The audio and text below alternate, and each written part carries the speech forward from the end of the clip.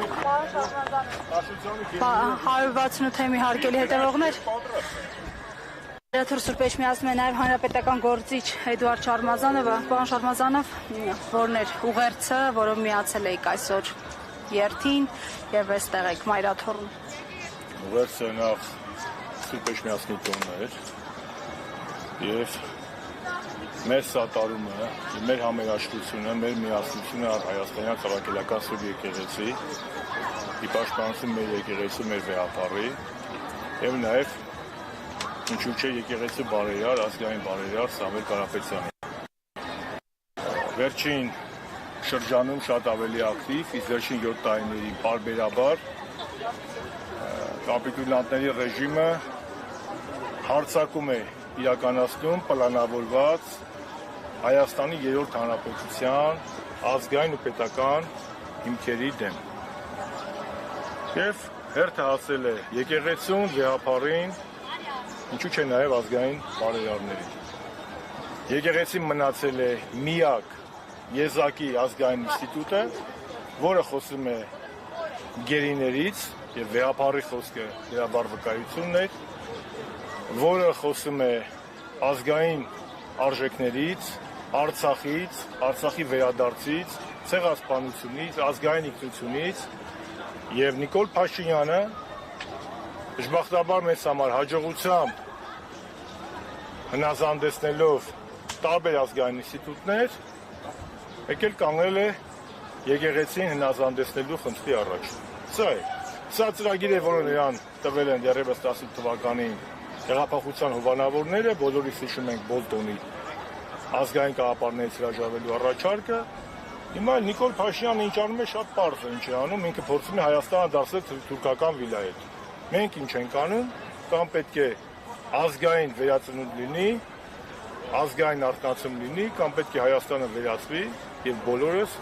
Թուրքիայի եւ Ադրբեջանի նոքիարների։ Պարոն Շարմազանով, հենց այս համատեքստում, եթե խոսենք Ստամբուլյան օրակարգերի մասին, թեև դրանք չեն բացահայտվել, այլ հերթապահ հայտարարություններով են ամփոփվել, տարածաշրջանային կայունություն, խաղաղություն եւ այլն։ Ամեն դեպքում հայ-թուրքական երկխոսությունը, այսպես կոչված, ինչպես իշխանություններն են նշում, հայ-ադրբեջանական երկխոսությունները այսօր իրատեսական չեն, հաշվի առնելով տարածաշրջանում ստեղծված իրավիճակը, Իսրայել-Իրան հակամարտությունը, Ռուսաստանի պատերազմում մեջ գտնվելու հանգամանքը, այսինքն խաղացողները, որոնք տարածաշրջանում ժամանակին թելադրող, ազդեցիկ դիրք ունեին, այսօր փաստացի ներքաշված են պատերազմների մեջ, ինչ անի Հայաստանը։ Հիմա ասում է իշխանությունը, մենք այլընտրանք չունենք այս պահին։ Ասենք ինչ է, իշխանության այլընտրանքը Թուրքիային հնազանդվելն է, Թուրքիային դարձնելը, բայց ու աստեղ երկխոսություն, եթե դուք կամ իշխանությունները ինձ կարողանան ցույց տալ մի կետ, որտեղ կա երկխոսություն, որտեղ կա հայկական շահ, մենք երբեք երկխոսությանը դեմ չենք եղել։ Մենք այն իշխանությունն ենք, որի ղեկավարը առանց նախապայմանների առաջարկել է հայ-թուրքական արձակություններ ստորագրել եւ ավելացնել։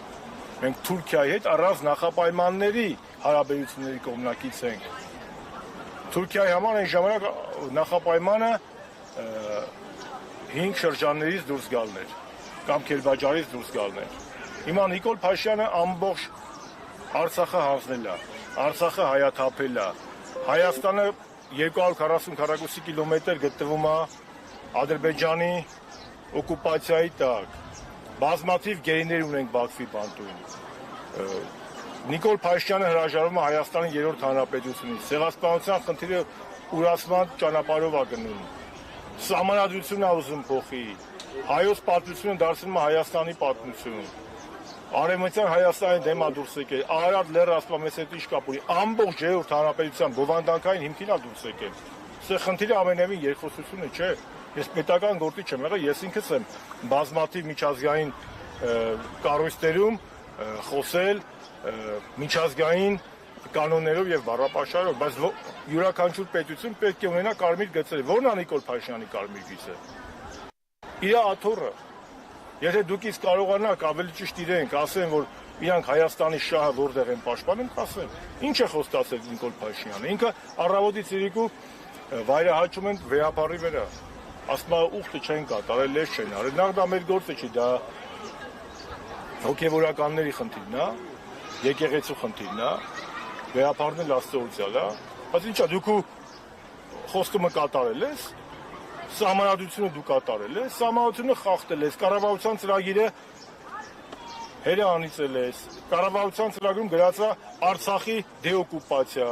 Շուշի եւ Հադրութի դեօկուպացիա, անջատում հանուն փրկության, կառավարություն ծրագրում գրած է եղել, որ պետք է Նիկոլ Արցախը ճանաչի Ադրբեջանի մաս, թե որ Հայաստան պետք է 300,000 ադրբեջանցիներ վերադառնան։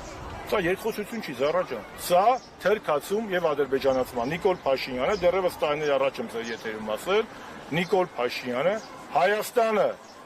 ռուսական դաշնակցային տիրույթից հեռացնում է, տանում է Թուրքիայի տակ եւ դարձնում է Թուրքիայի ստրուկ, թուրքական աշխարհի մաս։ Իմ մոտ այնպեսի տպավորություն է, որ Նիկոլ Փաշինյանը մրցավազքի մեջ է մտել Իլհամ Ալիևի հետ, թե ով ավելի մեծ հավատարմություն ցույց կտա պաշտոնական Անկարային։ Ընդդիմության առաջարկած այլընտրանքը ո՞րն է։ Ասել է ընդդիմությունը, երկու ճանապարհ կա, իմպիչմենտ ընտրություններ։ Եթե սպասենք մինչև ընտրությունների Հայաստանից ու Վեհարանից բան չմնա, հակառակը մնում է սահմանադրական մեկ ճանապարհ, իմպիչմենտ, բնականաբար նաև հանրության մեծ դիմադրության։ Շնորհակալ եմ։ Ես եմ շնորհակալ։